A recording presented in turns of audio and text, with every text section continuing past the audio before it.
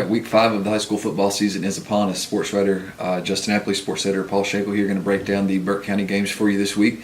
We'll start with Battle of Winless Teams. Drawn 0-4 plays at Avery County, also 0-4. It's a game that Drawn won last year at home behind a big week from Christian Campbell, and we saw Tyler McKinney surpass even those numbers, at least as far as touchdowns, this past week on the ground as the Wildcats found some life on offense. Justin, what can we expect in Newland? By the way, in a game that's Wednesday, 7 p.m., moved up due to hurricane.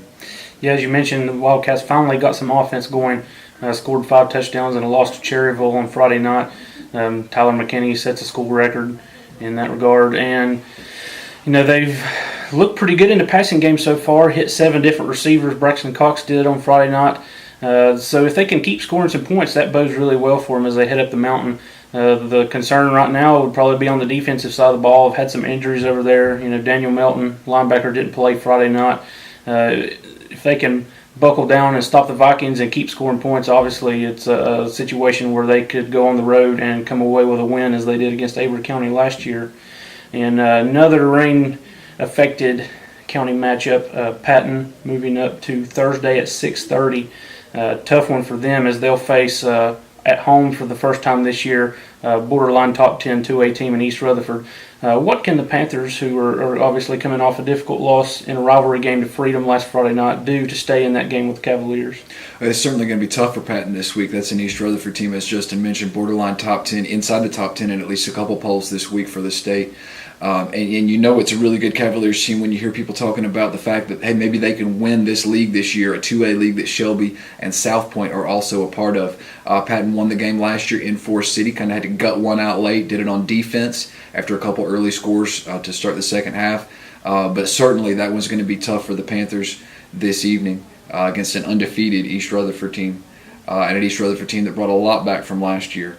We've seen Patton in the 2 middle games so far this year, in between those big losses against really good 3A competition, be able to hold their own, kind of ground and pound. They need to do that this week, keep the ball away from East Rutherford.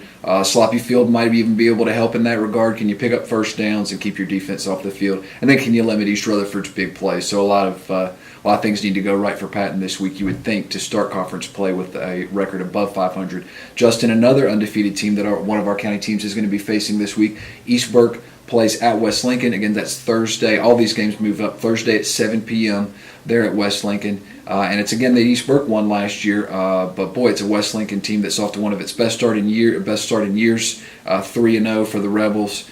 I think the first time since school integration, Richard Walker at the Gaston Gazette was telling me last week that they've started this well. So a tall task for East Burke. Yeah, we've already seen what the Rebels can do in that season opener against Drawn.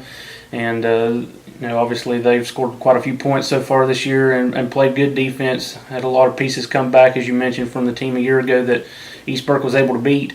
Injuries have limited the East Burke offense a little bit from what we expected so far, especially on the passing game side. Seth Pruitt dealing with an ankle, hasn't really been able to come out throwing like we expected, and Jalen Jefferson had a shoulder injury that's kept him out until last Friday night. Can they get that other dimension of their offense going? You really feel like they need to do that if they're going to be able to score enough points to hang in there on this one.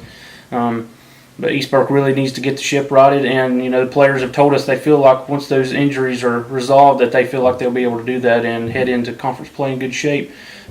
Staying close or getting a win here and this one will really go a long way toward doing that. Yeah, like you said, East Burke thought that it would be able to pass the ball pretty effectively preseason. And if they get that going to balance out what Josh Moore's been able to do, 2-3 career highs in a row on the ground, East Burke may be able to get some traction offensively. Well, again, 1 game Wednesday and 2 Thursday. We'll have updates, of course, on Twitter, and then you can check Morganton.com the next day for more on each of those games.